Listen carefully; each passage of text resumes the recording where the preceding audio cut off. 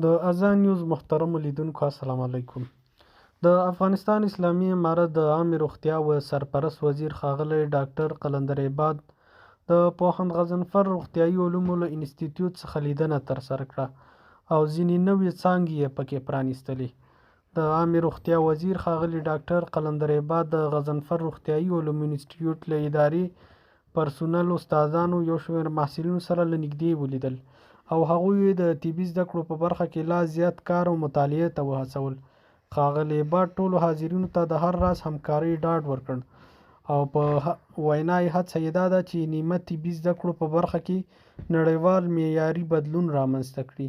د غونډې په پای کې د محصلینو د علمي زده کړو لپاره یو شمېر نویو جوړو شویو څانګو د پرانیستې مراسم ترسره او مسؤلینو سره د لا نورې همکارۍ ډاډ ورکړل شو. همدارنګه د عامې روغتیا وزیر په بهر کې اوسېدونکو افغان ډاکټرانو ته د راتګ بلنه ورکړه.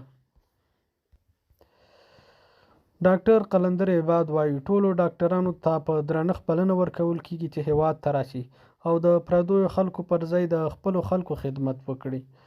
هغه هم دا ډول وویل چې ماحول برابرول مو پر ما اسلامي امارت د بهرمېشتو افغان ډاکټرانو د راستنېدلو ټول مصارف پر غاړه اخلي.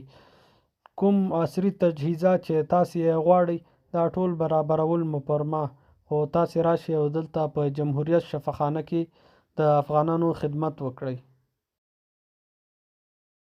د موږ ټول یو ډاکټر صاحبانو ته یو ډېر د محبت او د زړه د تنه نه موږ دعوت ورکوو چې دوی د افغانستان ته راشي او په دې ریفارم جمهوریت شفاخانه کې دي هغه خدمات وړاندې کړي چې کوم خدمات دوی په خارج کې وړاندې کوي.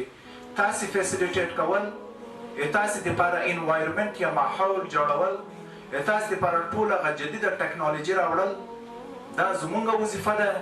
خدمت کول د تاسې